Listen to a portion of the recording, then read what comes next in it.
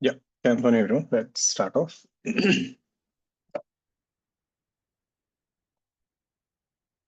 Yeah, last class we have done units and dimensions.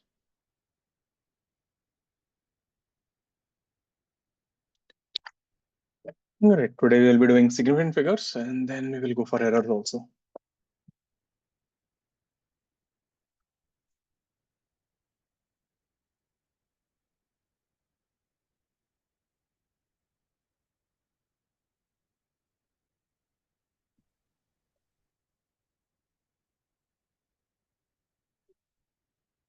Chalo, are the scams on?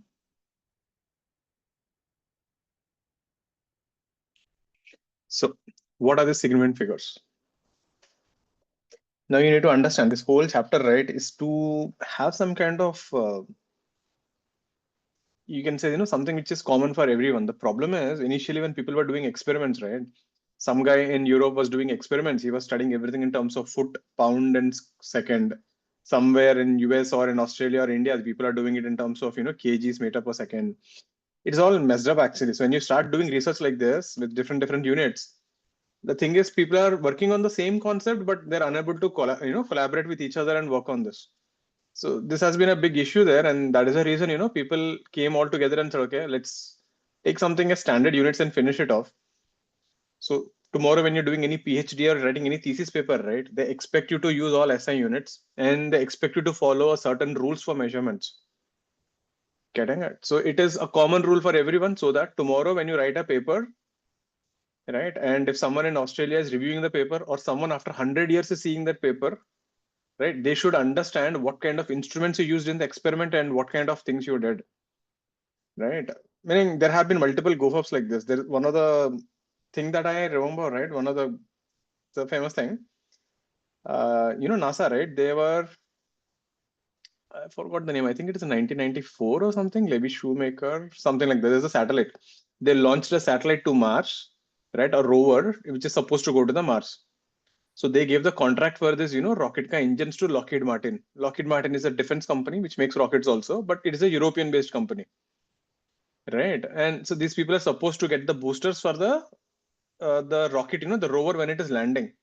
That means they will launch the rocket from the Earth. This will go to the Mars, and the main vehicle, right, will keep on orbiting around the Mars. And in this process, it will launch a small rover onto the ground. So when you're launching, you don't want it to crash. You want it to land aram se. So you have rockets here which are providing thrust, and it slowly lands down. So these rockets were given to Lockheed Martin. And what Lockheed Martin did now, they have multiple factories all over Europe. So they are manufacturing at different places and assembling it. So they got the rockets done, everything is done, and then they gave it to NASA. NASA people kept it there and they launched the rockets. Everything was good, right? And then it takes almost 2 years to go from Earth to Mars. It's pretty far. It takes 2 years if you go on a rocket. And the best part is this. Imagine if I'm staying on Mars and you're staying on Earth. It takes light 15 minutes to travel. That means, if you both have a phone call, how it looks. Let's say if you're on Mars, I'm on Earth, and we do a phone call, and I call you and say,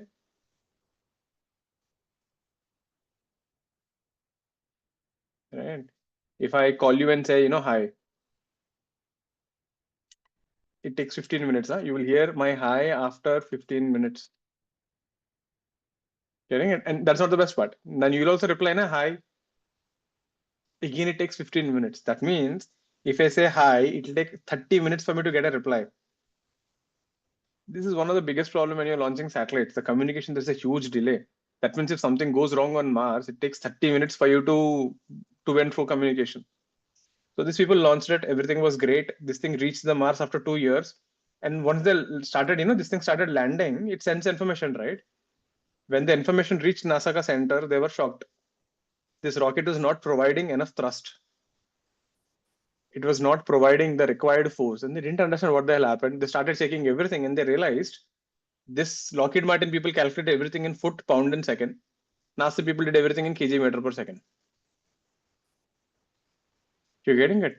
It is like this. I'll come and tell you, give me 1,000. What will you think? 1,000 rupees, but I actually meant 1,000 paise. Can you see the difference? We have different units. And this thing just landed on the planet, crashed, burned. By the time these people sent a signal back to do the correction, half an hour, this thing is already crashed on the ground. Now imagine, for 2 years, you're just waiting for it to launch and it just goes there and crashes because someone didn't put the units properly. So in US, they go and sue the company. India, तो हम bat लेके जाएंगे office पे, and then we'll start burning that company down. So kind of, that's one of the reason why they couldn't control it. So think about it. NASA can do such kind of goof ups. What about us? Again, long back, 20, 25 years back. So anything could have happened. So people realize, these units are important. We need to all, work on the same units. Anyway, so that is one. So that is regarding the units which I have done last time. The second thing was the measurements. What if you're doing an experiment and you're using a normal scale and someone is doing an experiment in Australia and using something more accurate? Now, how do I know what kind of scales you're using? So that is where this topic comes, significant figures. Again, there are certain rules.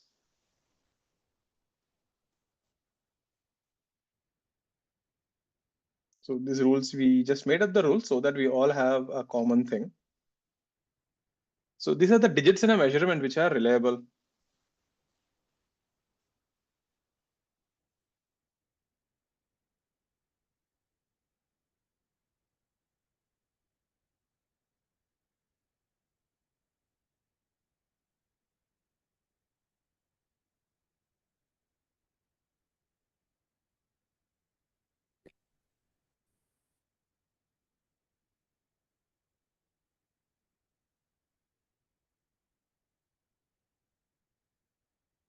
Right. So for example,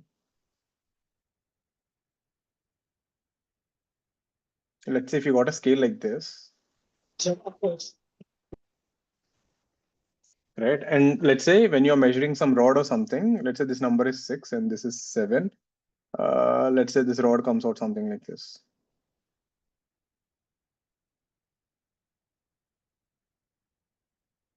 Now, when you look at this, what do you think about this measurement?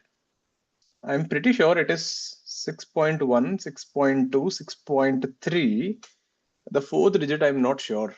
So if you look at this measurement here, so if you have multiple again small things here, so I would maybe write this thing as something like 6.34 or something. Now in these digits, if you see 6 is the most reliable digit, you're pretty sure it is 6. But as you go down the numbers, the digit starts becoming a little less reliable. And this 4 here is your least reliable. Actually, that is not even counted technically speaking. That is the most, least reliable digit. But let's say if you report 6.34, then we say significant figures for this measurement is 3.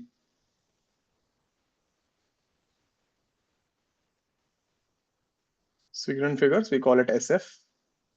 It is 3. So you take all the digits, the most to the least reliable digit. Now, one important thing here, the significant figures is supposed to be used for measurements which are done with accurate instruments. You cannot use this for any measurements that you do. You start getting very random errors. So SF is supposed to be used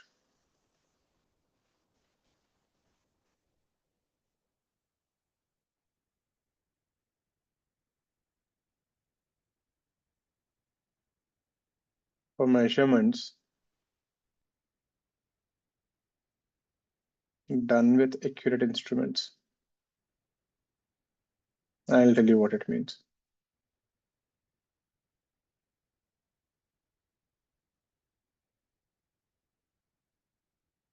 So before jumping to this, let's see a few rules.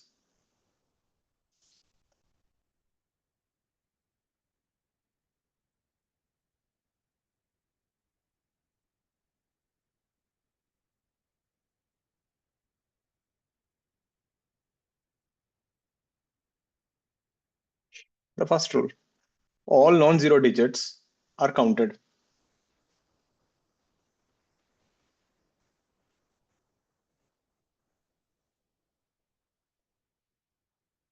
So other than 0, if you have any number, they're counted as significant. So in a measurement, if you give me some number, 7.312, all the numbers are significant. Zeros have something to do. We will see about that.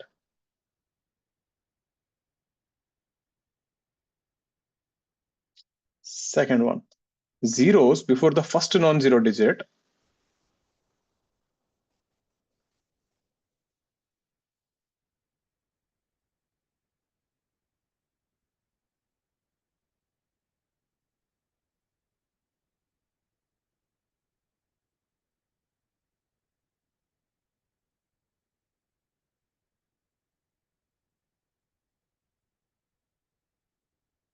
are not counted. The best thing is to see examples. So example, if someone comes and reports an answer 0, 2, 3, that 0 in the front is actually useless. So you can just write it as 23. So this thing has 2 SF. Suppose if you come and tell me it is 0.23, again that 0 is useless. So technically, whenever you're writing an answer in 0.23, you're not supposed to write 0.23 in your PhD paper. You're supposed to write it as 2.3 into 10 power minus 1. This is how you represent it. So this thing has 2 SF. Because that 0 is useless. Before the first non-zero digit, no matter how many zeros you have, you don't count them. If you have 0.00123, all those are useless again. So this can be simply written as 1.23 into 10 power minus 3. This thing has 3 significant figures. So be careful. So these zeros before the first non-zero digit are not counted.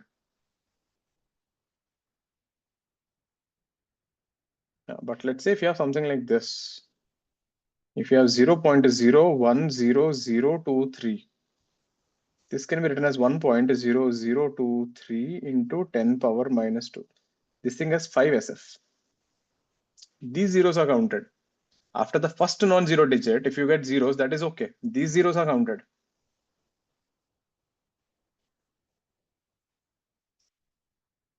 Clear with this? So if your calculation starts with Didi. Could you go back to the previous page for a second? Yeah. I didn't really get why is 3 the significant figure here, because it's supposed 3 to is not the significant figure. There are 3 significant figures. 6.74 na, there are 3 significant figures. There are 3 figures, 3 digits. Okay, Understood? वो 3 नहीं था. ठीक है. That's why I was confused for like a No. It is a number of digits. Yeah, okay, thank you. Clear with this? Any doubts on the second rule? We'll do a lot of examples. Don't worry about that. Third one. Zeros after the decimal are significant.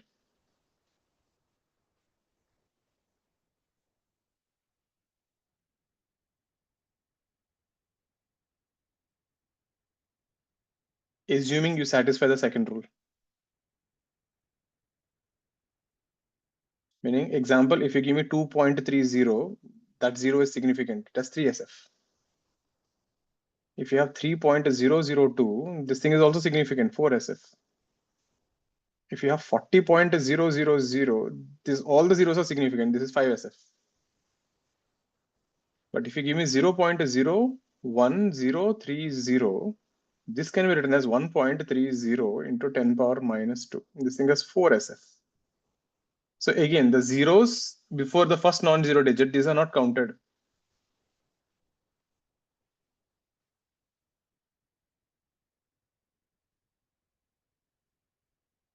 So if I give you 0.0, how many SF are there?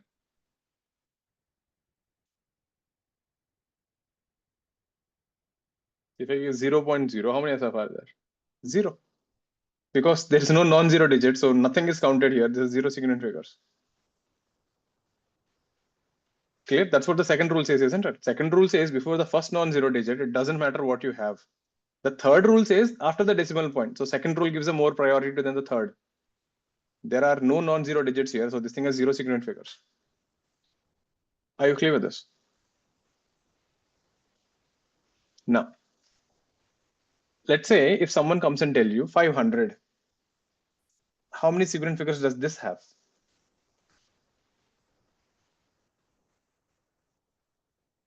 This is supposed to be written as 5 into 10 square. Getting it? There's only one SF. Remember, there's no decimal there. Now, this thing, Let me tell you what is the problem here. Now you can't write like that, Ishwan. It depends on your scale, right? Now see, how do you know it is so many decimals you are accurate?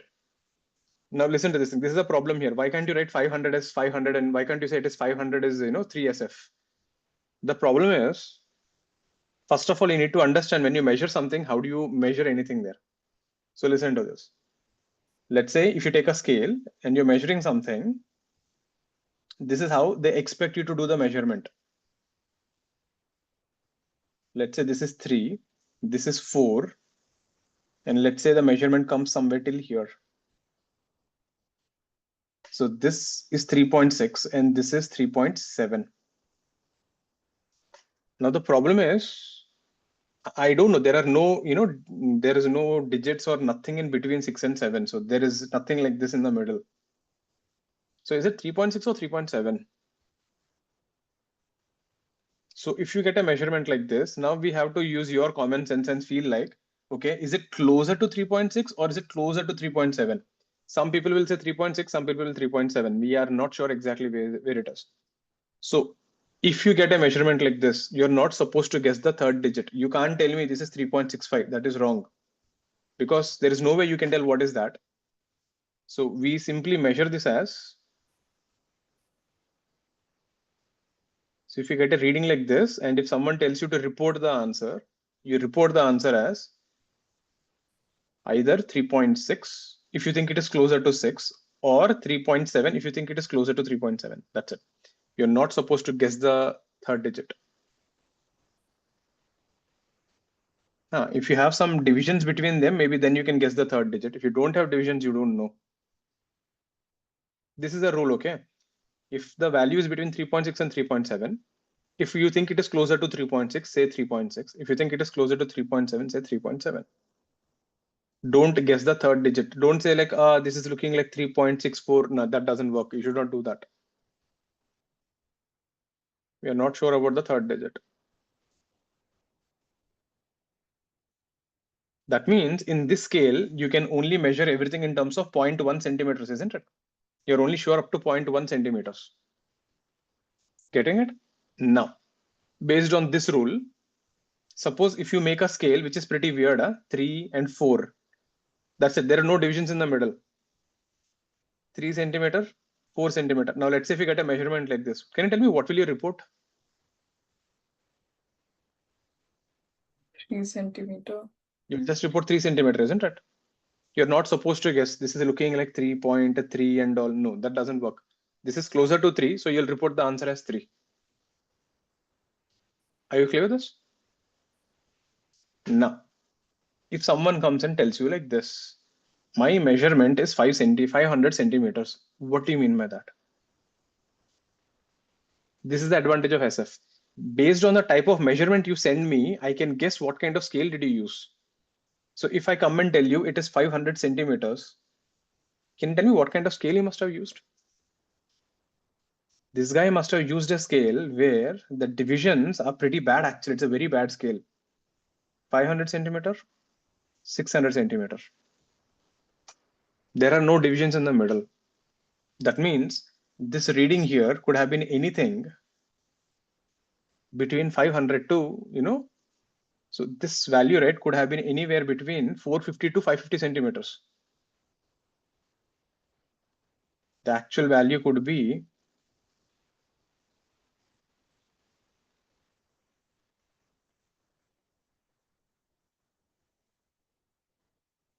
between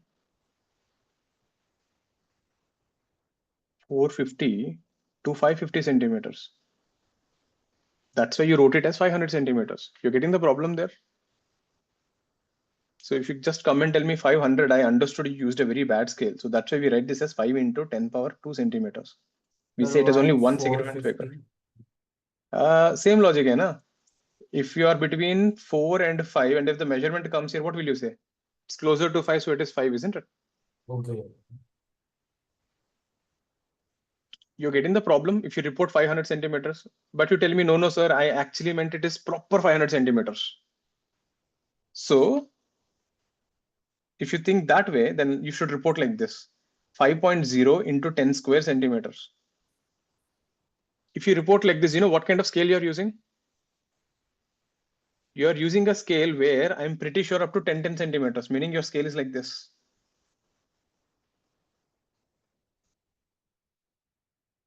$500, $510, $520. So your scale mein there are divisions at every 10 centimeters. So this is 490. That means this measurement, the value can be anywhere between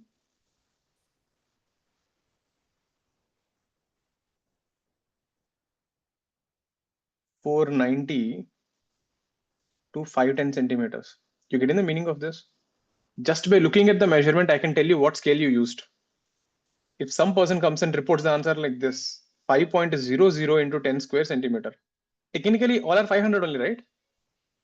Look at this. This is 500, 5 into 10 square. 5.0 10 square is 500. 5.00 10 square is 500. But when you give me 5.00, it is understood you used a really good scale where the divisions are 501, 502. This is 499. That means this value is between 499 centimeter and 501 centimeter. Actually 499.5. 495 centimeter to 505 centimeter. This is 499.5 centimeter to. You're getting the meaning of this? So three are completely three different things. Writing 5 into 10 square and writing 5.00 into 10 square, it is understood you're using a completely different scale. So tomorrow on your thesis paper, if you write something like this, 5.00 into 10 square, the person who is reading your paper somewhere in Australia or Europe, he understands you must have used a scale where the divisions are, next division is 500.1 centimeter. You're getting it? So he understood your scale has pretty good accuracy. Each division is 1 mm. Is that understood? So that is the advantage of significant figures. Based on number of decimals, I can tell you what kind of instruments you're using. Is this making sense? So if someone tells you 500, it means 5 into 10 square. But if you want exactly 500, then write it as 5.00 into 10 square. Any doubts on this? Are you getting the reason for this? Why it is that way? Sir, can you explain why it has only one significant figure? No, here there are three. Now here this will become 2 SF. This is 3 SF. Here the significant figures are changing. No? Now this is 2 significant figures, 5 and 0. This is 3 significant figures, 5 and 2 zeros. You have increased the accuracy. This thing is only 1 SF. Clear, are you? Are you clear with this? If you put more decimals after 5, if you put 5.000 into 10 square, this thing has 4 SF. All zeros are counted after the decimal. The rule 4. Constants have infinite SF. So this significant figures is only for measurements. For example, if you say number of cows are 3, meaning there is no doubt, right? There are only 3 cows. There is no 2.999 cow. There is no 3.0001 cow. There should be 3 only. So number, if you say 3, this can be written as 3.00000, so on till infinity. But if you come and tell me length is 3 centimeters, this is a measurement. This thing has only 1 SF. That is how you know. If there's a unit beside it, you know it's a measurement. Measurements have errors. Constants don't have errors. Are you clear with this? Sir, but physical constants which we use, they have some error, right? Technically, you have errors from the experiment. Like I said, numbers don't have errors because of physical constants are actually measured from experiments. So that is fine. All clear with this? And the last thing, we have already done this. So zeros after the non-zero digits are counted. So that we already wrote.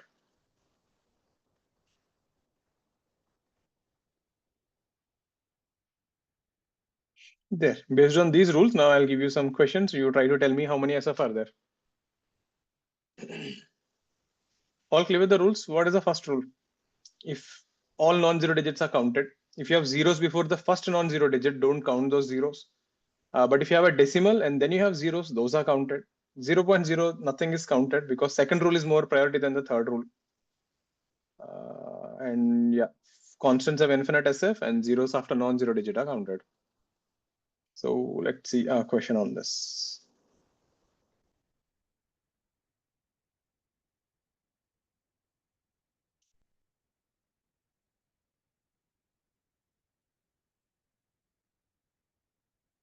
So you just tell me how many SF are there.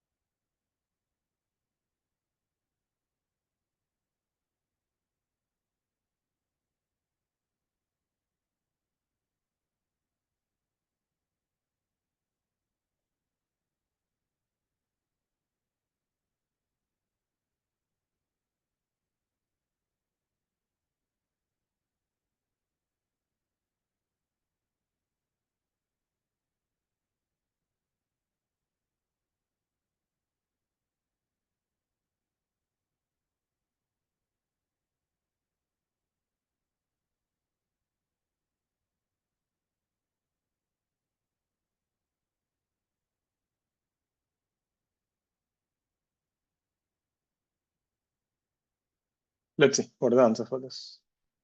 Just finish it off. I'll write the answers. You can verify. I know there are a lot of them.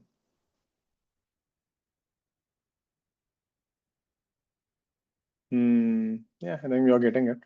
Finish off. I'll give you a minute. Then I'll write the answers. You can check whether you got it.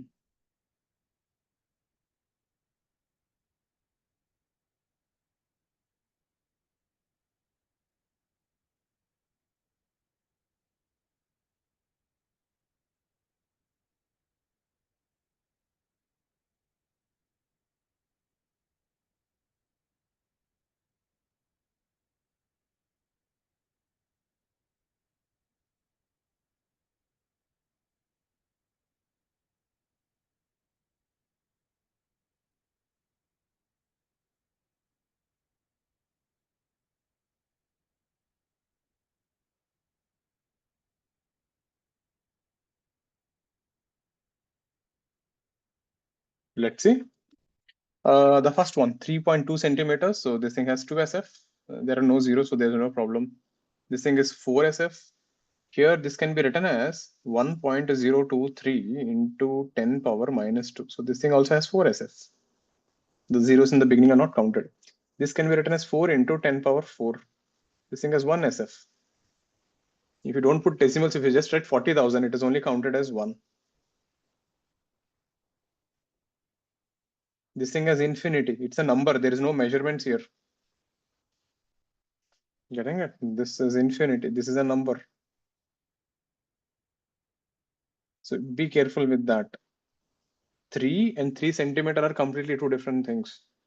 This thing has only 1 SF. All that zeros in the front are useless. This thing is 4 SF. This is also 4 SF. This is 2 SF. Here, all these zeros are useless. So you count only 1, 2, 3, 4, 5, and 6. 6 SF.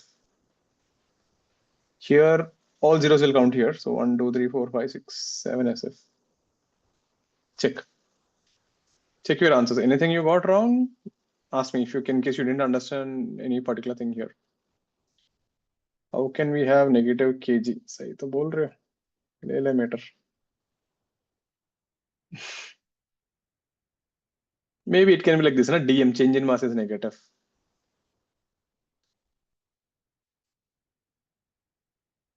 All got this? The only thing I think 23 you have to be careful. That is a little thing, that measurement. Any doubts on this? Everyone got the SF right? Next thing, rounding off. So sometimes when you're doing the measurements, you cannot have the accuracy. You have to decrease the accuracy. Because if you're trying to add two measurements, you can't add an accurate measurement to inaccurate measurement. So we need to do something called rounding off.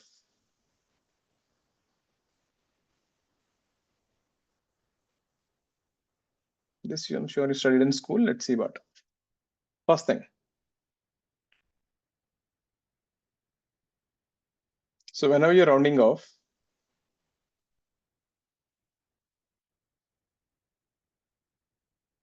if the number is greater than 5, and let me show with example, that's a better thing.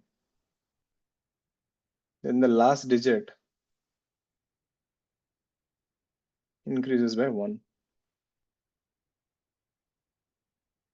Example, they'll ask you like this. We have 7.36 centimeter. They will ask you round off to 2 digits.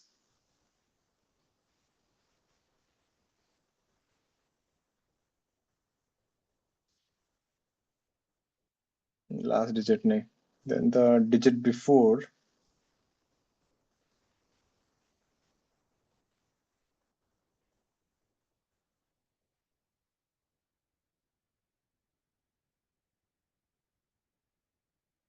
So listen to this thing examples, okay? 7.36, you want to round off to 2 digits. 7.36. So you want to round off the 2 digits. So after 2, take the third digit. Right? So round off to 2 digits. So look at the third digit.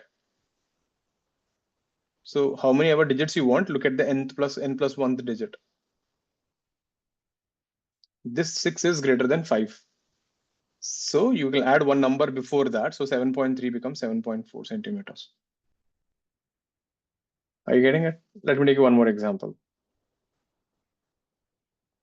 Let's say if you have a number like 8.376912, big number. Now if someone tells you round off this to 4 digits,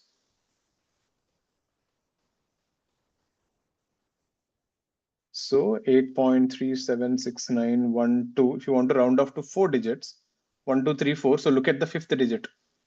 Don't care about the other things. If you want the 4th digit, just look at the 4th digit, 5th digit.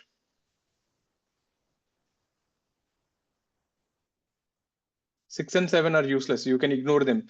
Some people try to do this. They try to round off from the back 2. So I'll just not do anything. 1, don't do that. You want the 4th digit, directly go to the 5th digit. Since it is greater than 5, this number becomes 8.37. You have to add 1 to the digit before it, 7 centimeters. That is how we do the rounding off. Same question. Suppose if you want to round off to 2 digits.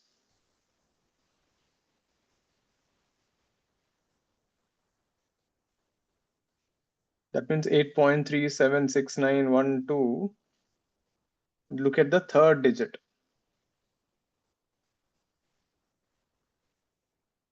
If you want to round off to the second, look at the third. That is greater than 5. So this will be written as 8.4 centimeters. Are you clear with this rounding off thing? So if you want n digits, then look at the n plus 1th digit. If it is greater than 5, then the nth digit increases by 1. Any doubts with the rules? Look at the examples. That's the best thing to figure it out. Next thing, if the number is less than 5,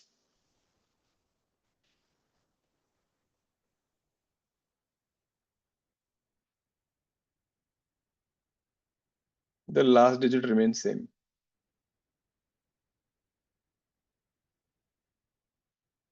All these rules are there in NCERT, so we just follow them blindly.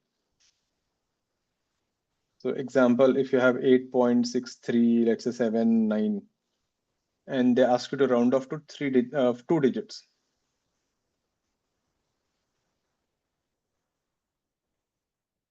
So 8.6379. So 2 digits means look at the third digit.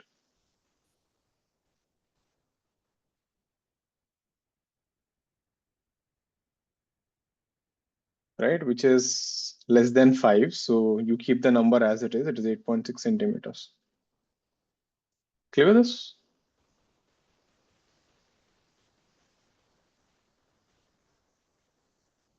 That way. third. What if it is 5? And this is the weirdest rule that I found, but it is there in NCERT, so we'll follow. If it is greater than 5, there's no doubt, increase by 1. If it is less than 5, then it is great, just keep it as it is. But if the digit is 5,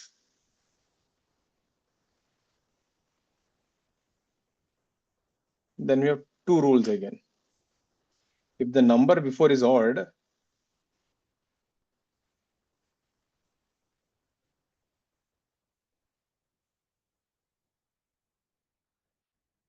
we increase by 1. I'll show you examples.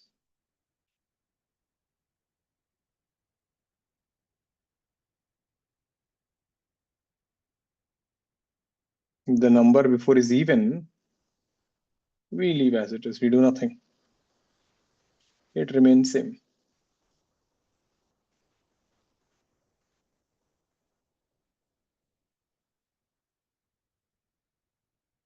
Let's say example, if you have 8.354,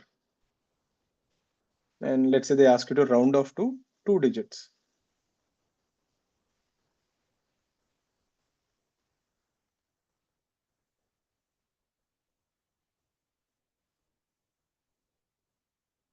So 8.354, if you want to round off to 2 digits, look at the third digit.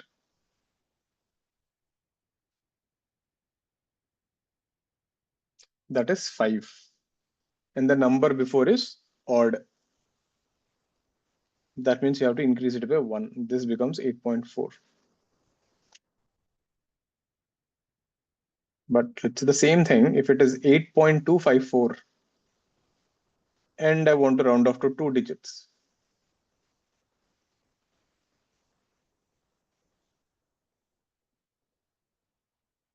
(8.254), again, same story. Look at the third digit. But this time the number before it is even. Means you do nothing. Leave it as it is. It's 8.2 centimeters. So Is what this clear, is the everyone? logic? मुझे भी समझ में नहीं आया रहा. I tried finding, but NCERT में they wrote it without any head and tail. I tried searching different places. Some people use this. Some people just say when it is 5, they do like this. Greater than equal to 5, they keep it as greater than 1. So they have different rules, but NCERT mein this is there. So if it comes in the mains exam, we have to follow NCERT. So there is no head and tail for this logic. I never understood, like odd and even. It looked very nonsense, but can't do anything. I couldn't find anything there. I don't know why they hated even numbers. So I look like something they have a grudge on even numbers. But remember, greater than 5, there's no doubt. Less than 5, there's no doubt. Equal to 5, we have an headache. Clear with this? There. That is about significant figures. Next thing. So how do you add and subtract measurements? So all these rules will come up now. Addition and subtraction. So when you're adding measurements, you can't add measurements just like that. You have to bring them to same accuracy level.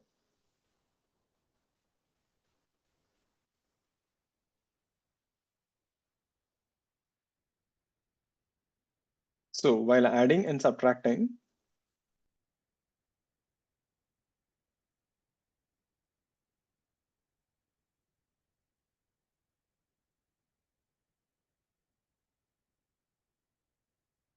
the measurement should have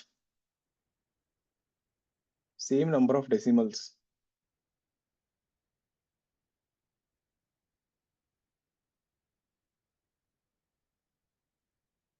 Or you can see the final result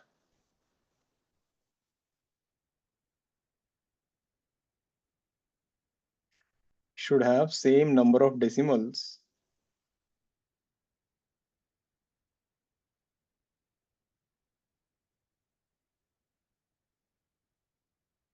as the measurement with least decimals. Let me show you an example. Example. You come and tell me 1.23 plus 3.145. Right now, the problem here is this thing is measured up to 3 decimals. Someone used a really good scale. This is more accurate. There are more decimals. This is less accurate. So when you add a less accurate and a more accurate value, the final value can't be more accurate than the least accuracy. Are you getting the meaning of that? Right? It's like when you add something like, this is only good up to 2 digits, that is good up to 3 digits. If you can't add a less accurate to more accurate and the whole result doesn't become more accurate, it actually gets more messed up. Getting it? You can be as accurate as the least thing. They say, no, the chain is as strong as the weakest link. How strong is the chain? The strength of the weakest link is the strength of the chain. So how do we do this?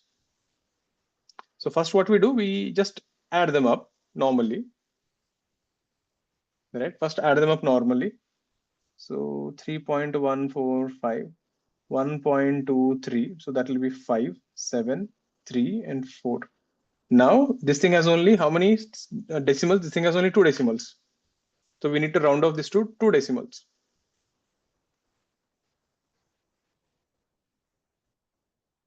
We need to have only 2 decimal points because this thing has only 2 decimals. It's not same number of significant figures. They should have same number of decimals. We need to have 2 decimal points. That means we need to round off this last one. So 4.375. So round off this. This is 5 and the number before this is odd. Then the rule says this becomes 4.36 centimeters. Are you clear? How do we add this? So first you just add or subtract, and then if this thing has only 2 decimals, then you make sure the last thing also has only 2 decimals. This thing has 3 decimals, means I need to remove 1. So round off to 2 decimals there. Clear with this? Sir, can you show the rules for rounding off to 5? 5 ke liye, if the number is odd, increase by 1, number is even, don't do anything. Then, sir, So why then did the you put next it as example, 0.6? 3.8. Where? Yeah, it should be 8. You decreased it. नहीं, आगे वाले page पे. This one? Yeah. Yes, sir. Sorry, my mistake. It should increase actually. It should never decrease in the first place. Maximum it will remain same. I did a mistake. So 5 and this is an odd number, you increase by 1. It's 4.38. Clear? It is not a problem with the rules. I did a mistake. So there. Got this? So now I'll give you some questions. Now you guys try and tell me what are the answers. 7.34 centimeter plus 2.2 centimeter. What will be the answer? 323 centimeter plus 1.6 centimeters.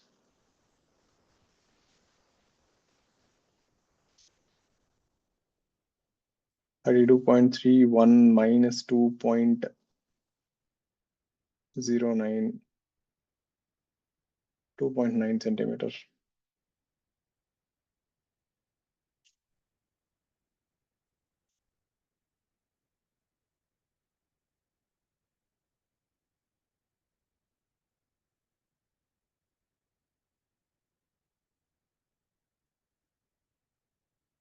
All are centimeters, huh? If I don't write, so there. Let's get this 4.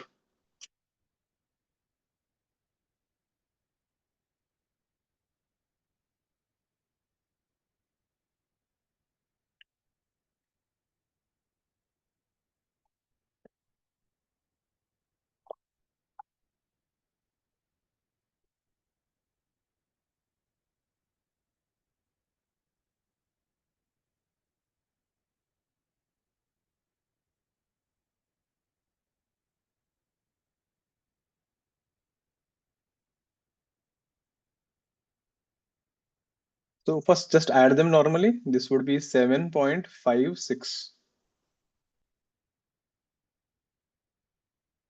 Yeah, 7.34 and 2.2, right? So 4, 5, and 7.54.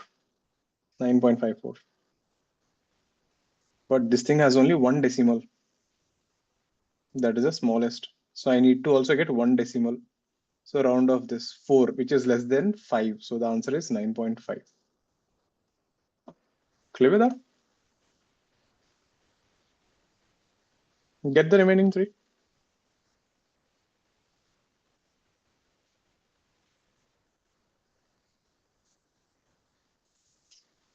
This thing, if you add, you will get 324.6.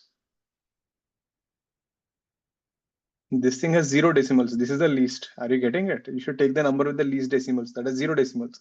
Means I don't want any decimals here. So means I need to remove this. 6 greater than 5. So round it off. This will become 325 centimeters.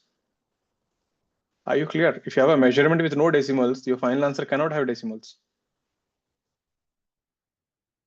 That is the meaning of it. What about this guy? 32.31 minus 2.9. That would be 1. 13 minus 9 is 4. Take 1 from there. 29.41. This is 29.41. But you have only 1 decimal here.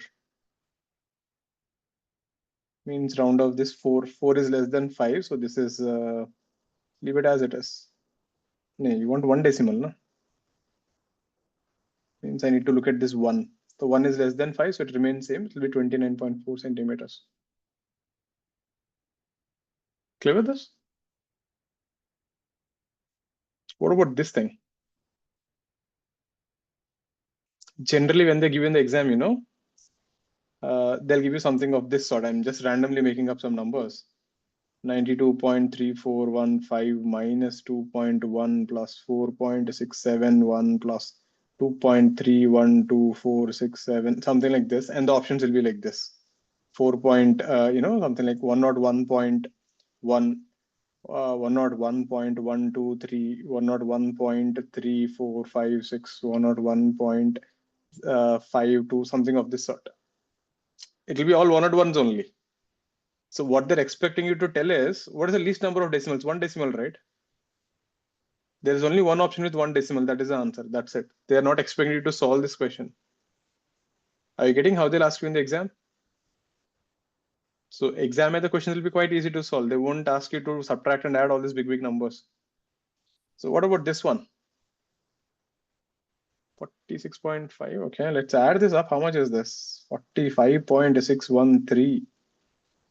2.23, that is 3, 4, 8, 47. Then subtract minus 1.1. So 3, 4, 7.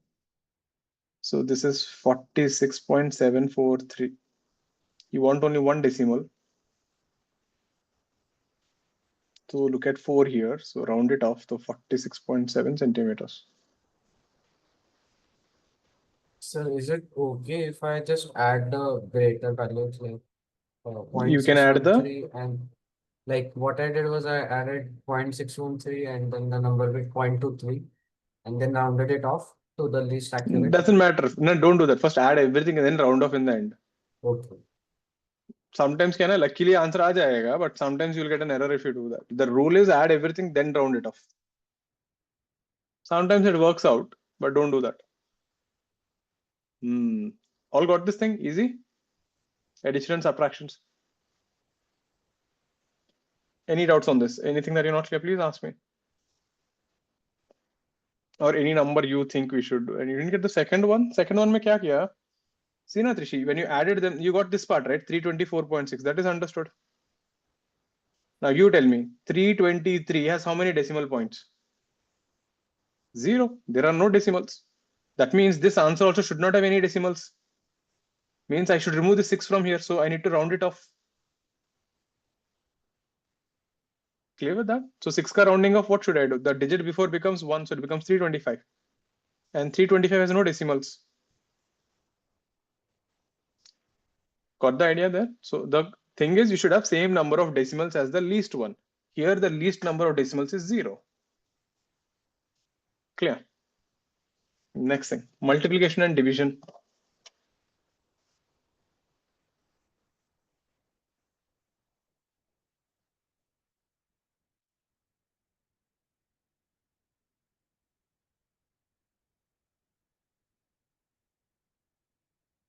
So here the rule is, if two numbers are given, right, divide them or multiply them, whatever it is, the result should have same significant figures as the number with the least significant figures.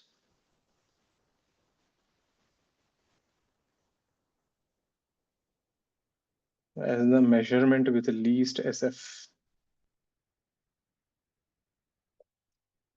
Meaning, let's say, if you ask me 2.22 centimeter into 1.1 centimeter. So 2.22 into 1.1. So this will be 2, 2, 2, then 2, 2, and 2. This will be 2, 4, 4, and 2. So this is 2.442 centimeter square. This thing has two significant figures.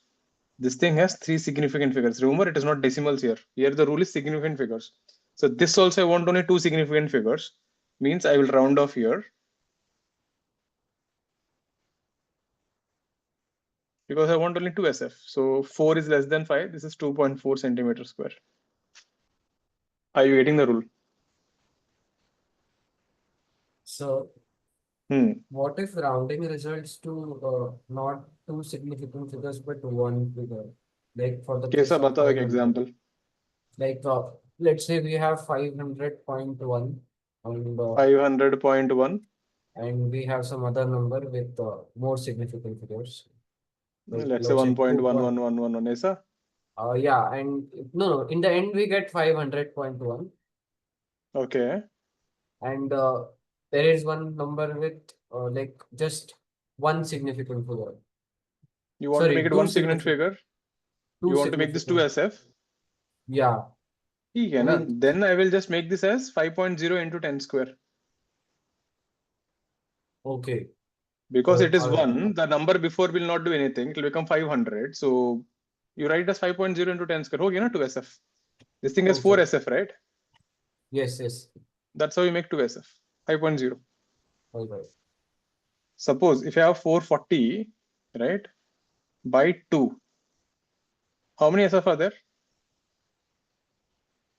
This will be 200 and let me make it 442. Let's say 442 centimeter by 2 centimeter. This will be 221, but be careful here. This thing has 1 SF. This thing has 3 SF. So your final answer should have only 1 SF. Matlab, you will round off here. So this answer will be 2 into 10 square. Are you getting how to round off to that to 1 SF? 221 ka SF, don't say 2, that is a blunder. It is 200, but 200 is written as 2 into 10 square. Suppose if you do 442 centimeter by 2.0 centimeter, now also you'll get 221, but now your least SF is 2 SF. So this is rounded off here. So this answer will be 2.2 into 10 square. We have 2 SF. Suppose if this was 442 centimeter by 2.00 centimeter, you will get 221, which has 3 SF. So this is written as 2.21 into 10 square. Are you getting how that answer changed? They all look the same, but they're not the same. 442 by 2 is different from 442 by 2.00. Is this clear, everyone? Have a look at this example. This is a pretty good example. I'm dividing 442 by 2. I'm dividing 442 by 2.0, 442 by 2.00. Clear with this? There was a question like this in JEE. Yeah? They did ask once. I think it was in JEE or something. Tell me what will be the question answer for this. Let's say I'll give you a question here. Say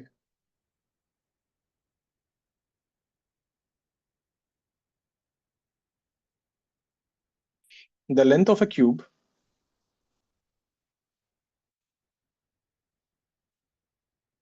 is 8 centimeters. Find volume.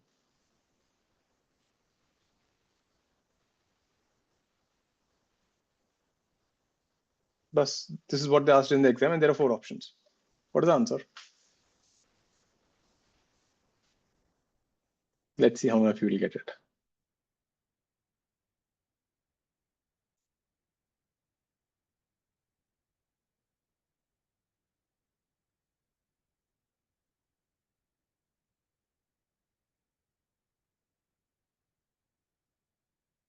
Right, Shriyansh.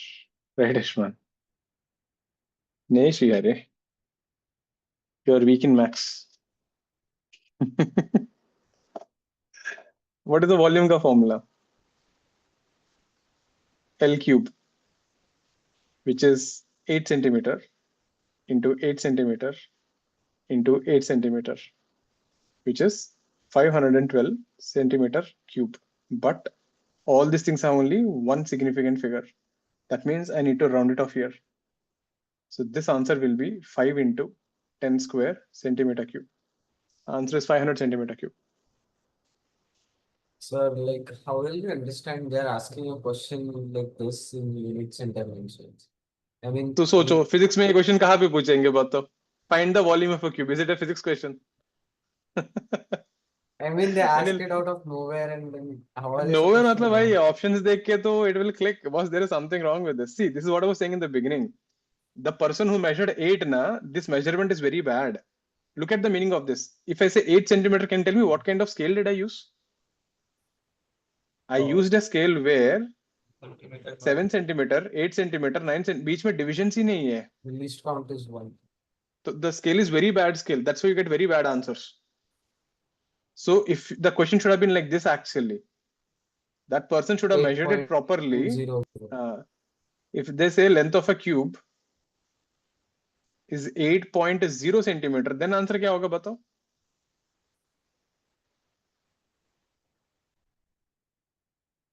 Then volume will be 8.0, 8.0, 8.0. This would be 512, but there are two SF. You will round it off. This will become 510 centimeter cube. This thing is 2 SF. But if you want to get 512, the length should have been 8.00. Then the volume will be 512 centimeter cube. Are you clear with this? The better your measurement, the better the values you get. So significant figures will help you when the measurements are good. If you take bad measurements and use significant figures, you get pretty deadly values. Matlab, they will not make any sense. Like that. 8 into 8 into 8 is 500.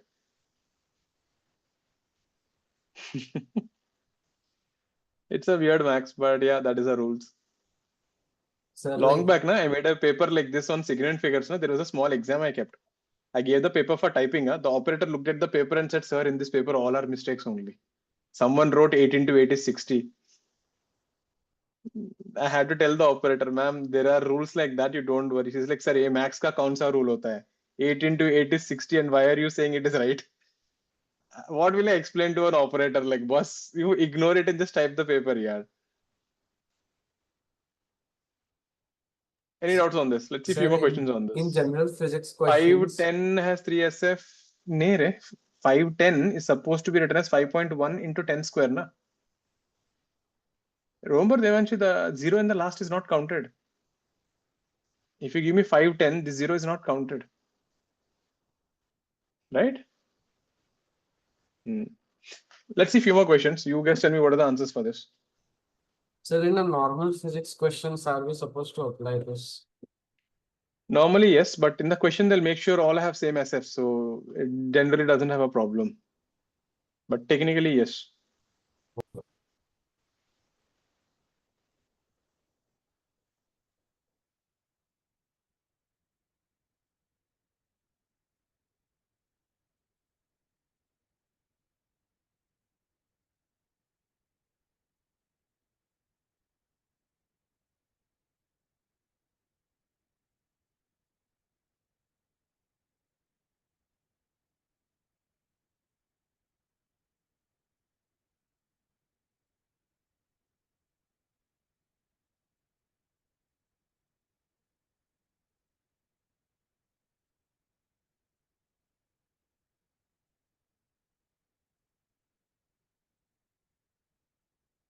Then there's nothing there. Then they have infinite SF.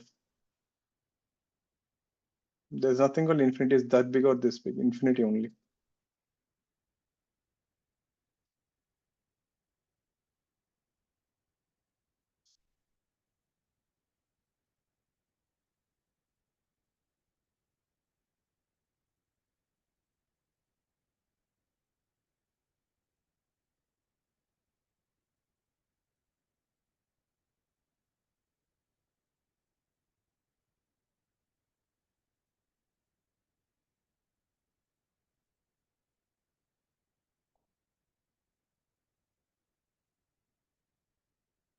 Show you.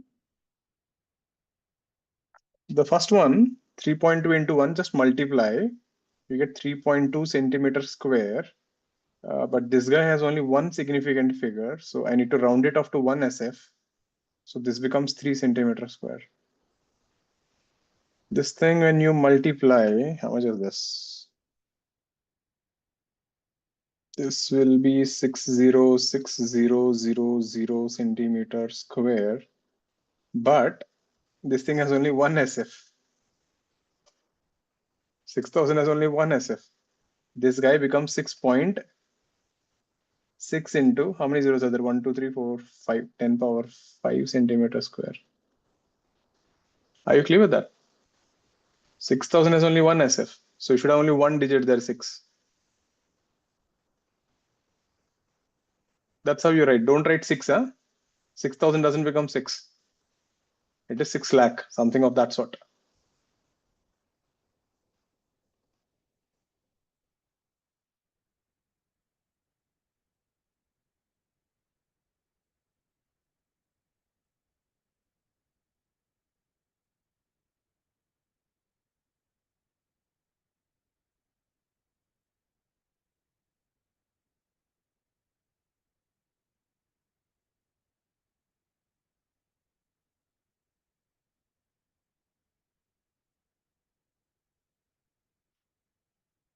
Mm, 20.0. Let's see. What about this guy? 14.28. By this is this thing has 3 SF and this thing has 4 SF. That comes to around 20. Yeah, 20.0 and 20.0. What about E? E is a good one, right?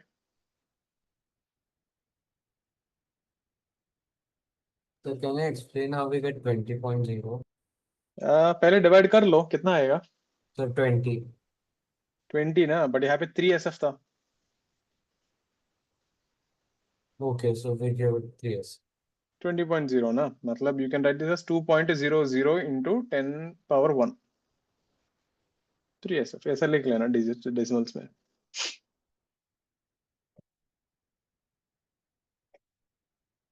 Root नहीं रे. You have to give me in decimals ना. What root 18 by all. You guys don't know how to take square root of root 20? Didn't you learn how to take roots? You didn't learn this, I guess. There is a technique, check out later somewhere on YouTube. I'll show you anyways, but check out somewhere and learn that, how to find roots for, if you ask you find root of something like, let's say, some random number, let's say 560 or something. How do you find roots for this? How to do the E part? Listen, first thing you have, first of all, see there is a subtraction inside. 6.5 minus 6.32. That would be 8 and that would be 1 and this is 0.18, right? But this thing has only one decimal. That means I need to round off this number here. This will become 0.2. That means this is root over 0.2. Is that clear? Multiply and divide by 100. 100 is a number. So this will become 20. 20 still has only one decimal. So that is 1 SF. So this is root 20 by 10. Now, how do you find root 20? Now, there's a way of doing for this thing. There are units inside. I was too lazy to write. I thought inside a square root, it will become pretty bad to see. So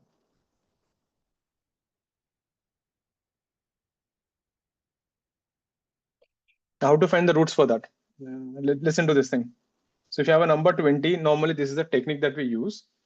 First, for 29, get the nearest square. 1 square, 2 square, 3 square, 4 square, 5 square. 4 is the closest one. So 4, 4.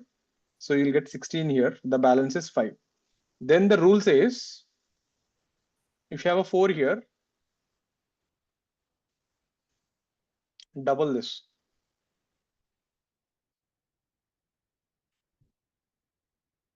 This becomes 8. you can't do with 8 and 4. So let's put a decimal here, and you can bring two zeros. So there's a particular rule that go and check it out. You can bring two zeros here every time. Now we got an 8. Now what we need to do, you need to check for different numbers. If I take 81, 81 ones are, it is still far away from 400. 82 twos are still far away from 200. 83 threes still far away from 400. 84 fours, that will give you around 84 fours, 320, 336. Then this guy becomes how much? 0, 6, 4, 9, 3, 64. Then you can put another two zeros. Now again, you double this last digit. This becomes 88. You keep doubling that last digit. 88. Then again, you check. 881 ones are still far away from this. Like that, you have to keep doing it. I think you'll get 884s, 5, 6, I guess. You get something of this sort. So that is how you get the fractions. Anyway, we need only two decimals here. Do check this out. You can check it out in online how to find square roots. You will get this. Or they should have taught you this in school. Did they teach you anything like this? So there is a thing like that. So this thing is 4.4 by 10. So this comes out to be 0.44, right? But we need to have only one SF. So this thing round off to one SF. So this will be 0.4.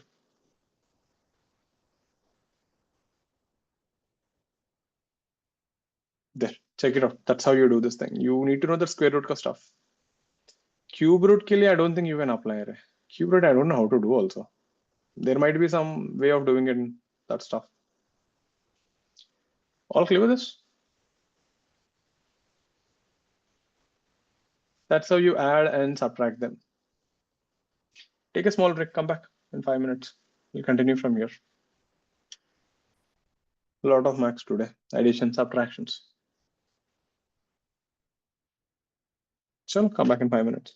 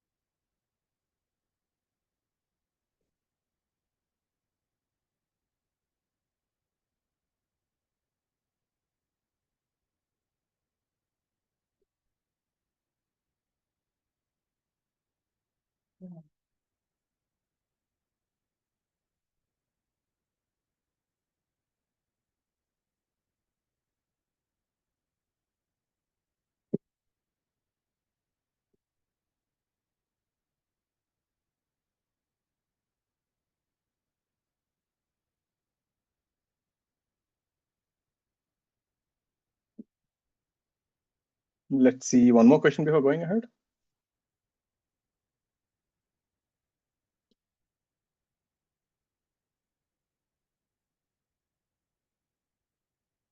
Let's say length of a rectangle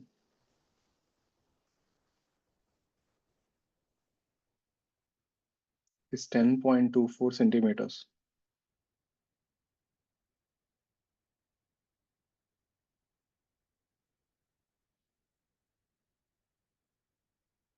Breadth of a rectangle is 2 centimeters.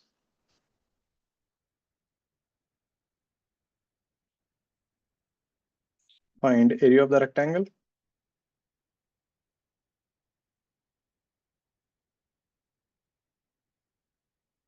Find twice the length of the rectangle.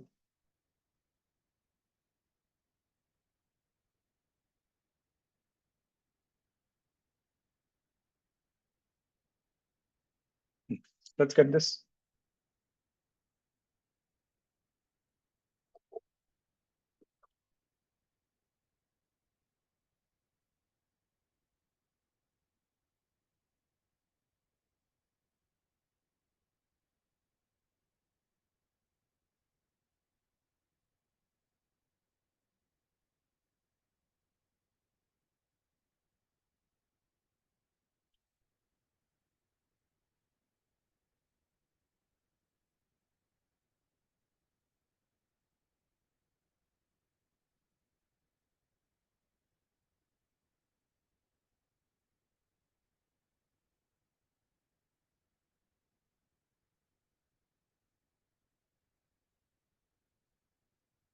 What is the catch? They look the same, but they're not.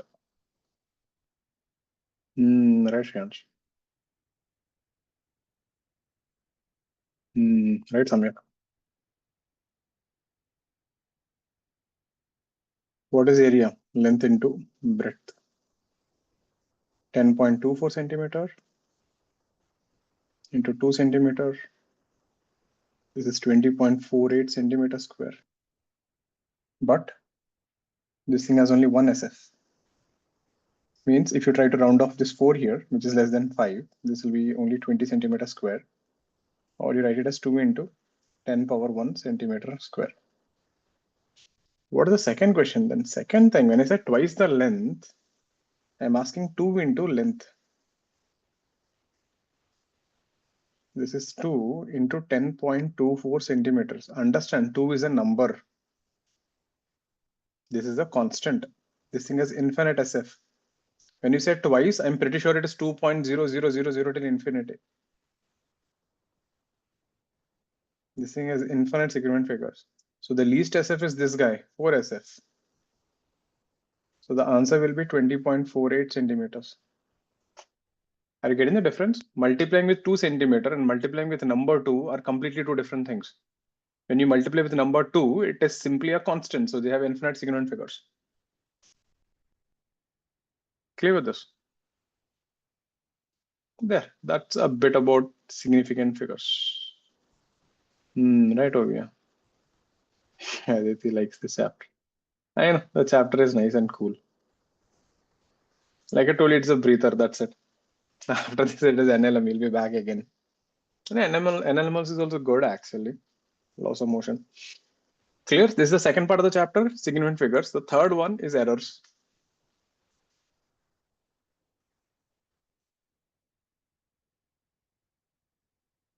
So what's an error? The error is simply the difference between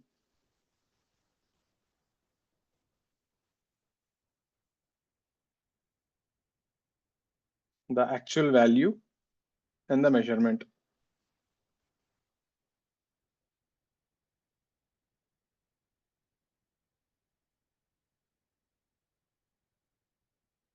But the thing is, no matter how much you try to measure something, right, there'll be always an error. For example, if I try to measure from here to here, the problem is at some point, the length of the line which I'm drawing also has some thickness, right? That itself will create an error. So there is a limit to how much accurately you can measure something. Now, why do you need so much accuracy then? For example, imagine you have to make a door for your house, right? If the carpenter makes the door little half centimeter more or half centimeter less, is there any problem? What if you're making the same submarine ka door? You can have half centimeter hole. So that is the difference. So when you go to a carpenter and tell him, boss, make a door for my house. So normally this is what they do. If you see when a carpenter makes the measurement, na, he will say something like, okay, this is 8 feet. This is 4 feet. Bas ho gaya. They will say it is 8 into 4 feet ka door. They don't take anything more accuracy. But tomorrow, let's say if you're designing something and you want accuracy, you can't report answers like this. If tomorrow someone comes and asks you, if you want to make certain device, if you're in mechanical engineering, right, you're making some machine ka parts or vehicle ka parts or robot ka parts or anything, you have to define very clearly. We need the length of the rod to be 10 centimeter plus or minus 0.01 centimeter. So this is how you should give the measurements to the person who is manufacturing. So the other person will understand that means whatever rod that I'm making for you can't have an error more than 0.01 centimeter. That means you're okay if the measurement is 9.99 centimeter to 10.01 centimeter. You want anything between this range. This much error is acceptable to you.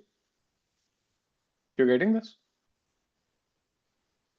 So if you want something this small, now see 0.01 centimeter is 0.1 millimeter. Do you think I can take a normal blade and cut the pieces? Because if you take a blade and cut the pieces, you must have seen that hacksaw, right? You put that thing and you cut it. The problem with this thing is the hacksaw ka thickness itself will be around 1 millimeter. That means when I use a hacksaw to cut this, I won't get an error like this. So if you give me a measurement like this, mostly I have to use a laser cutting. I have to use a laser thinner than 0.01 centimeter so that I can get a cut. And this becomes expensive. But if you go and tell him, boss, I need 10 centimeter plus or minus 0.1 centimeter. If this rod costs you 100 rupees, this rod will cost you 500 rupees. Same rod, same material, same length. Just because you added one more zero here, the cost will bump up. Now, if you go and report him 10 centimeter plus or minus 0.01 centimeter, this will cost you 5,000 rupees. Because I have to use something else in order to cut such thin slices. So accuracy matters. If you are designing a spaceship ka door, what is the normal measurement? 10 centimeter plus or minus 0.001 centimeter. This is the accuracy for measurements when you're constructing a spaceship for doors, 5 decimals. Because you don't want even air molecules to escape the spaceship, isn't it? It has to be pretty airtight. The measurements are more accurate. It becomes more expensive. So that is the thing. You want more, a water jet also has a problem. You have to make it very thin. So there, so something of that sort. They have to be careful. You want more accuracy, it is more expensive. Next thing. Just give me a minute. Let me kick out the people whose cams are not on.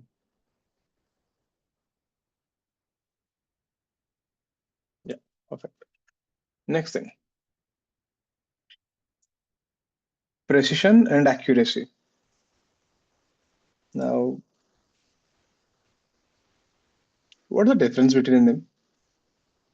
What is precision? What is accuracy? Most of the times we just use them interchanged, but they're very different. Precision tells you how close the measurement is.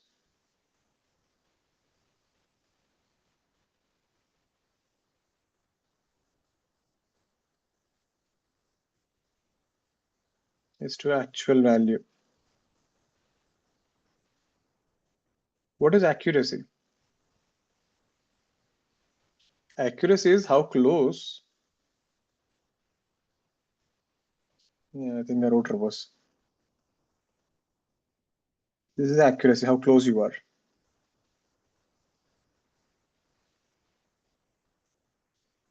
Precision is how close the measurements are.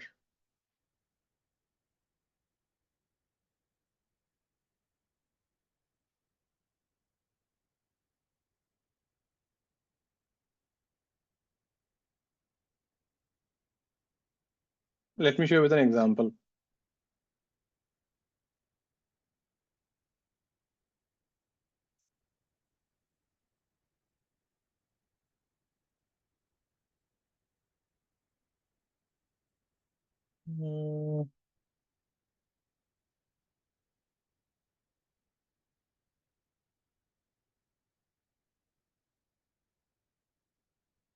Where did I keep this?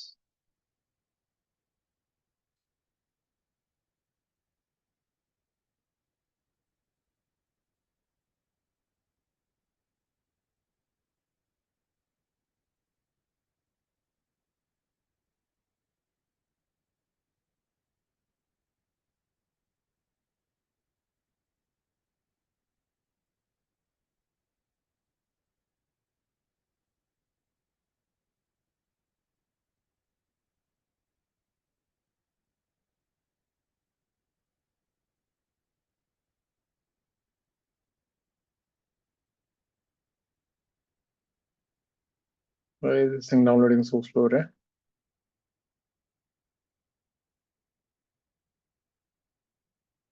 I don't think it is here.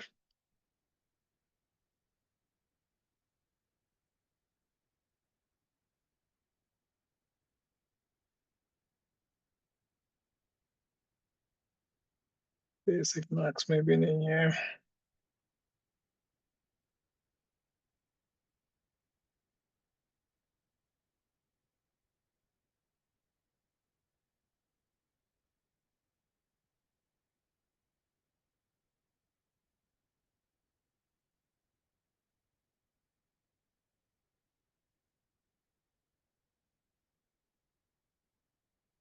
This is the only possibility left.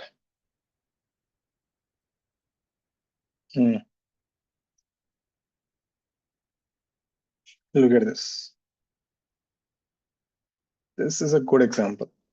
Let's say there is a target and you're shooting it, right? Look at the first one. When you're shooting it all over, if you hit the center, you're on the target. So it has a low accuracy and low precision. Look at the second reading. This thing has a high precision. Matlab, all the measurements are pretty close to each other, but they're not accurate. This thing, the values are closer to the center, but they're not at the same place. This is high accuracy and high precision. So precision does not mean you're accurate. Precision simply means whenever you do the measurement, the values will all come closer to each other. Getting it? So precision is simply how close the measurements are together, like, how close the values are coming together. This need not be accurate. So technically, that is a difference between accuracy and precision. Accuracy tells you how close you are to the value, right? But precision tells you how close the measurements are. So let me give an example. Let's say the actual value is 4.423. If you got 2.413, look at this thing. It is very precise. You have the same number of decimals, but this is not accurate.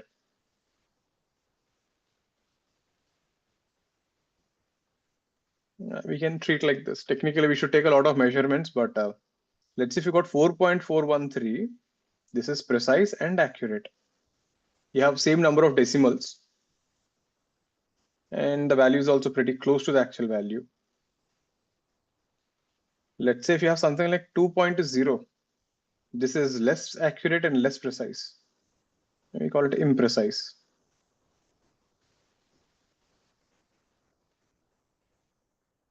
So at least for 11th and 12th, you can say number of decimals is more accurate. So if you give me 4.1, this is less precise but more accurate. Compared to 2.413, this value is more accurate.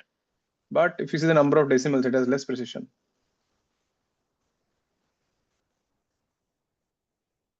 Clear with this? This is a decent example to explain what is precision and accuracy. Sir, I Yeah, don't both are independent of each get other. this example. Which one? Like the numbers wala cheese. Dekho na, this is 4.423. Which part you didn't understand? This is The precision. 2.413. This thing has 3 decimals. This thing also has 3 decimals, meaning you're pretty accurate up to the last decimal, right? Huh. You can measure up to the 4th decimal, but look at 4.1. You can measure only up to 1 decimal. So which is more precise? Precision meaning how close, how much your instrument can measure. Here the values are going up to 0.01, isn't it? So here the values are also going 0.001. So they are more precise. But look at this, you can get only 1 decimal. So number of decimals is precision. You can think of like that, which is not a proper answer, but for our level, it is fine. Okay, sir, I got it. How can you get these kind of readings? Let's say when you're shooting, right, the gun has a small error. Getting it? And this is what is happening. All the targets are hitting here. Maybe there is an error of 1 centimeter. I'll give you an example. See, let's say you're using a scale to measure something. Now in school, right, some of you have a habit of eating the scale.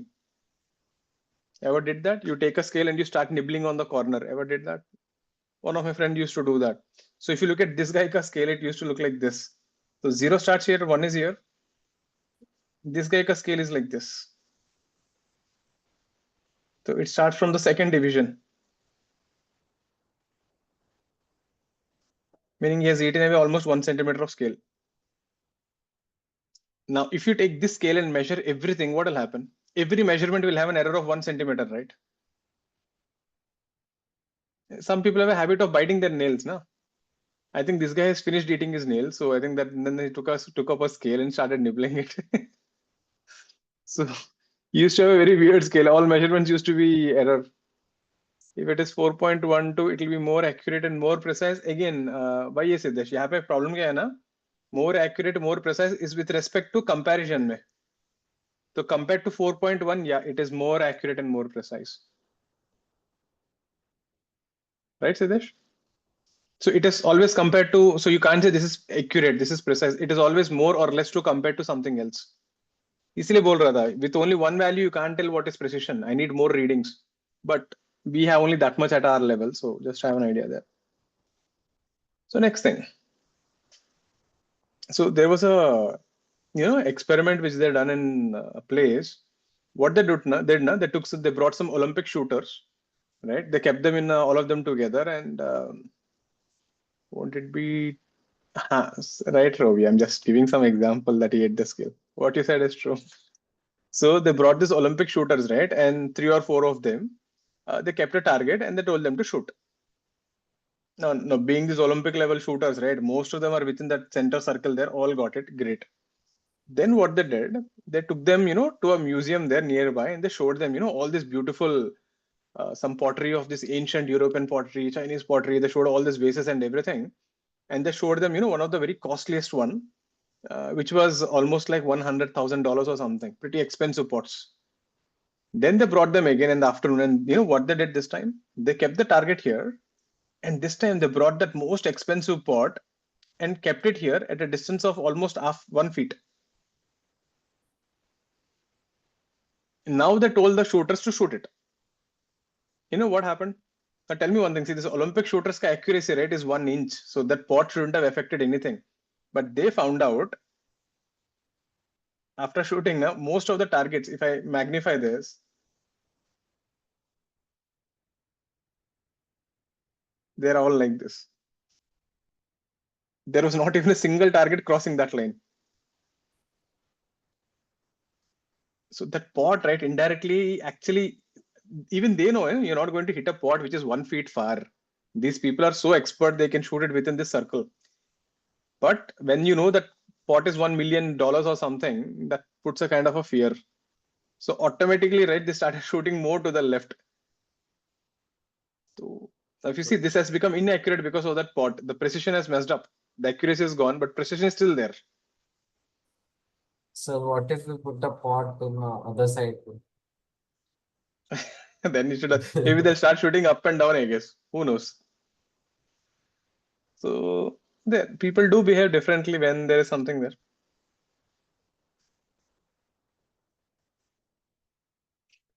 Now, next thing.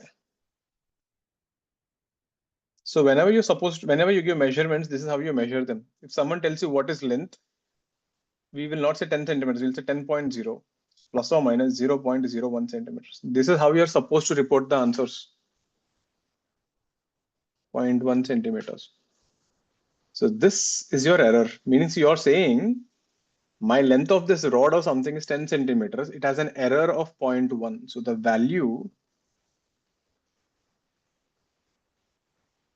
can lie between 10.0 minus 0.1 centimeter, 10.0 plus 0.1 centimeter. So tomorrow when you're writing your thesis paper, you're supposed to write values like this. You just can't say length is 10 centimeters and then you're done. It doesn't work that way. You always have to give it a point. For example, tomorrow, let's say you're designing a new motor which is generating some power. You're supposed to write the power it generates is 2000 watts plus or minus 1 watt ka error. So then when you're constructing a robot, the other person understands, okay, this is the maximum and the minimum power that you can expect from this. Yeah, generally we'll not see this, but yeah, chapter is important in terms of that. So if you have a reading del P minus plus or minus delta P, so we define few things like this. We call it fractional error. Fractional error is nothing but the error by the value. If they ask you for percentage error,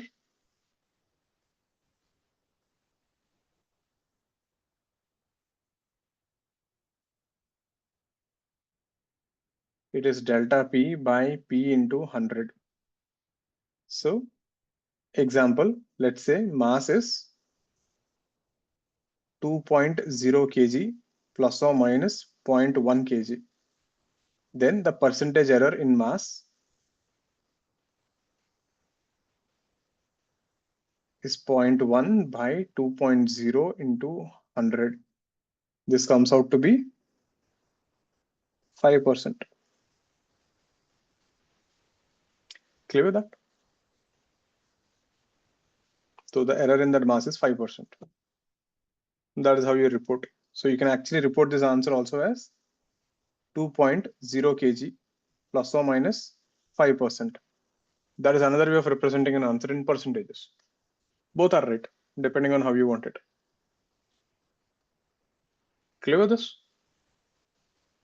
So whenever you measure something, this is how you give. So how do you actually measure this? Let's say you're doing an experiment to measure length. So listen to this thing. This is how you get the measurements and the errors.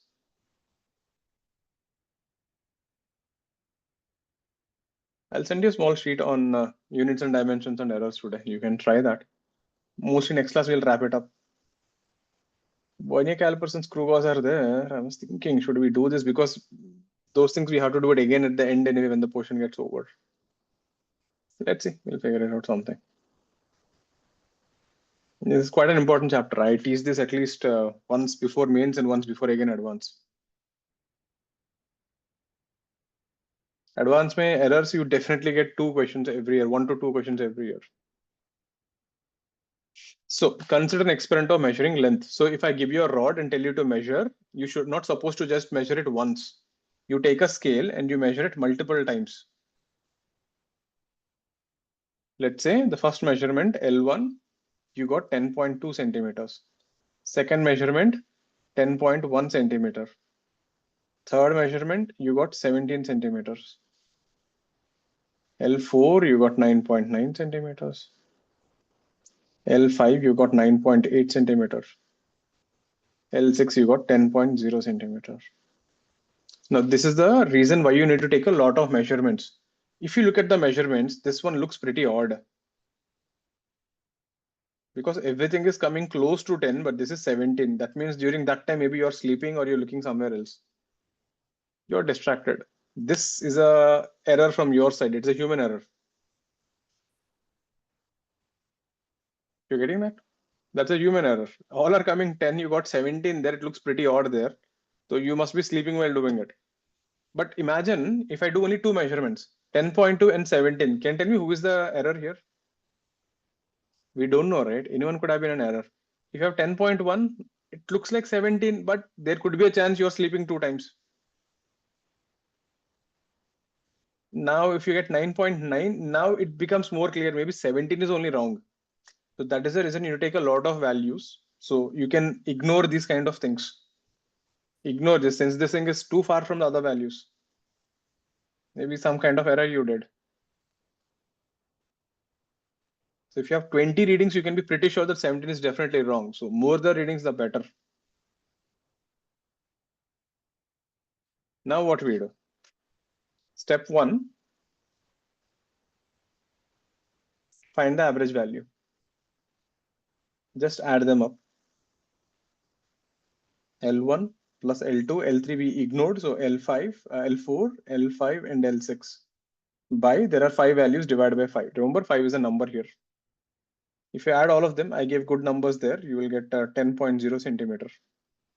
So we treat the average value as the actual value.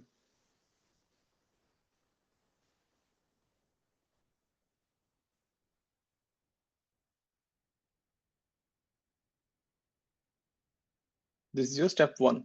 Then we say error delta L is nothing but the L average minus measurement.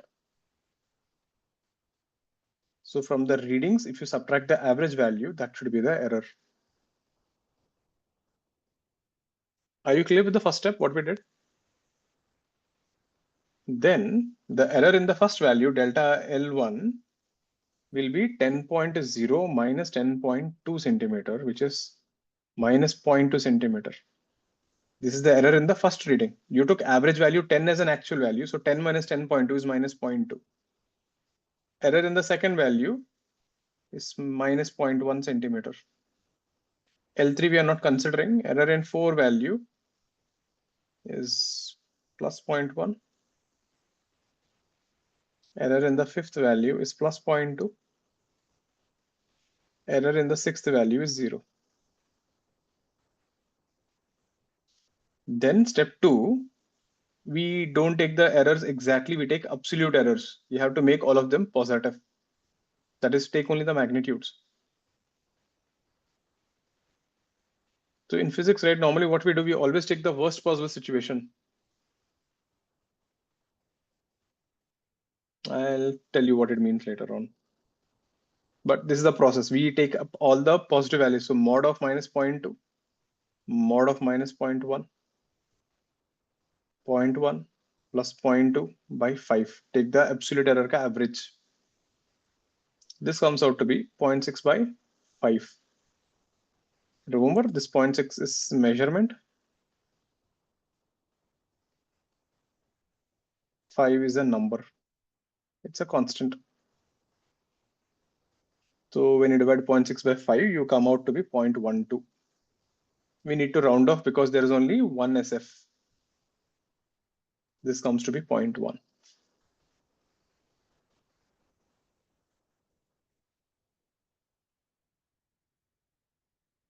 There. So this is how you report your final answer. So the length is given by 10.0 centimeter, the average, plus or minus the error is 0.1 centimeter. The percentage error in L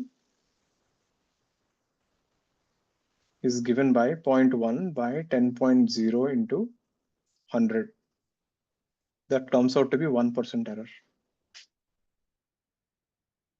Are you clear what we did if I give you the values? You can have a look at this. Step 1, they'll give you some readings. They'll ask you to find the error.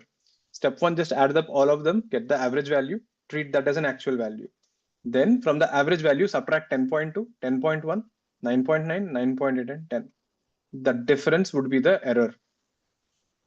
We have to consider always the magnitude. So take the positive errors and divide by the number of readings.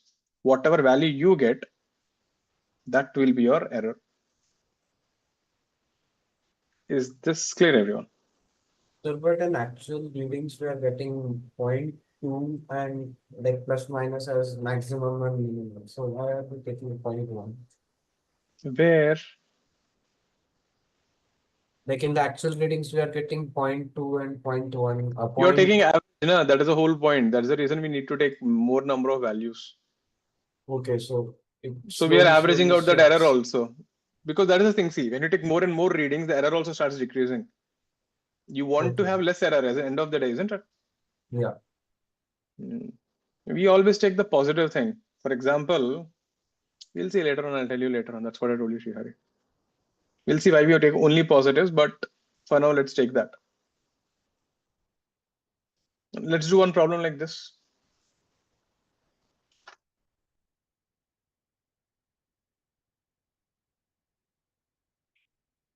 So in an experiment, you're measuring time.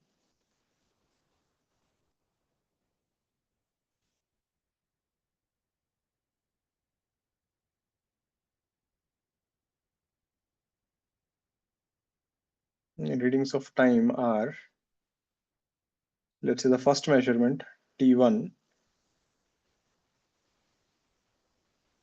5.1 second, T2, 5.2 seconds, 5.3 seconds,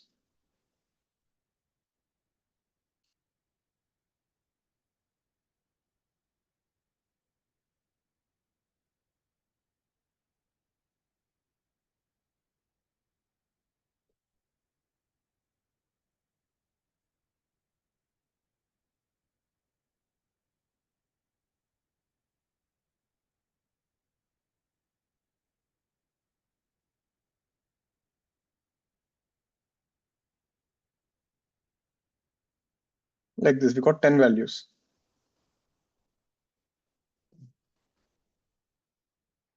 Find the time and the error. So if I just say find the time, I'm expecting you, or let me ask like this, find the percentage error in time. And that should take care of everything. Let's get this. So someone did this experiment and they measured a time 10 times. So these are the readings that I got. Find the error in time.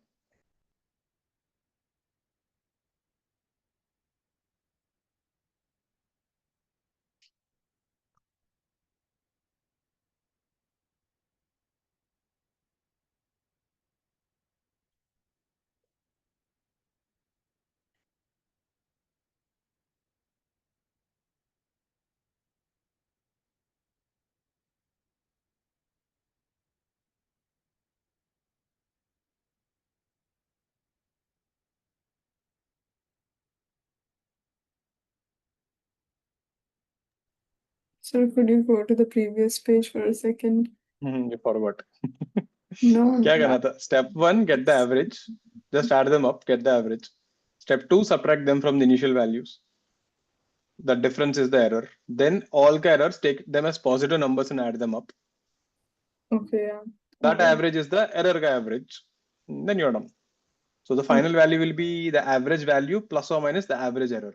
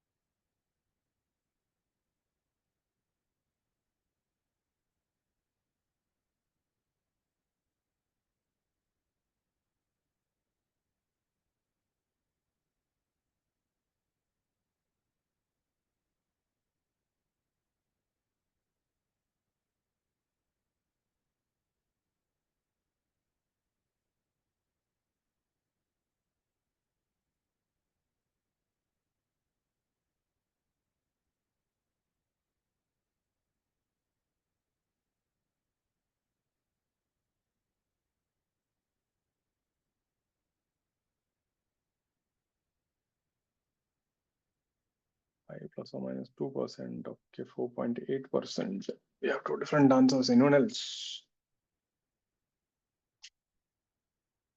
So can you show the percentage error example? Yeah, just take the delta L and divide by that p value now. Okay. The error by the average value into 100 is the percentage error. 2%, 2.8%, 2%, 2%. We have different numbers. Let's see. First, let's add them up.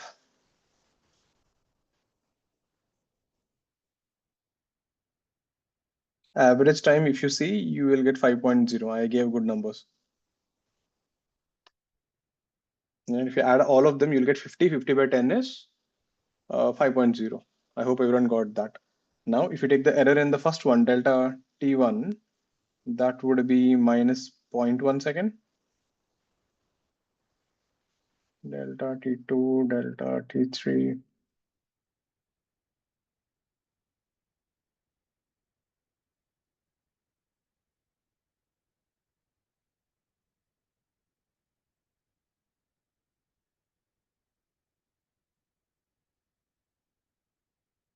So T2 is 5.2, 5.3. So minus 0.2, minus 0.3. This is plus 0.3.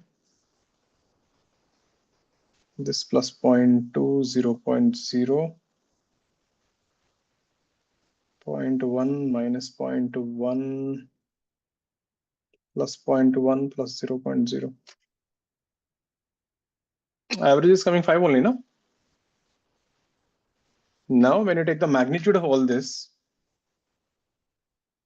average absolute error, you just need to take the magnitudes of this. This comes out to be 0.1 plus 0.2 plus 0.3 plus 0.3 plus 0.2 plus 0.1 plus 0.1 plus 0.1 total by 10. How much is this? 1, 2, 3, 6, 6, 3, 9, 9, 2, 11. 11 and 3 is 14. This will be 1.4 by 10. This comes out to be 0.14.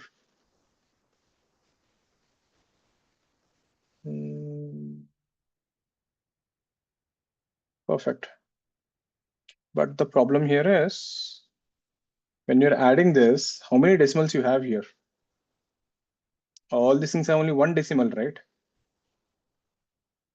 So if you add all this thing, there should be, if you're adding, there should be only one decimal. So this is fine. There's only one decimal. So when you divide this, 1.4 by 10, the 1.4 has 2 SF and 10 has infinite SF because this is a number.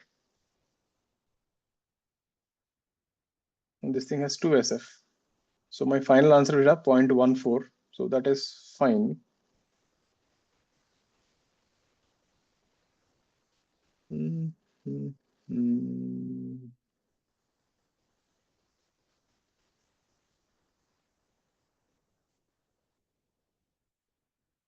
You're getting more accuracy than this.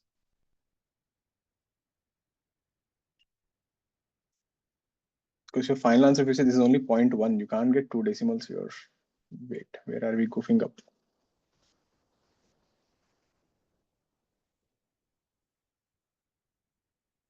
When you add all of them, you should get only 1 decimal. There is no problem there.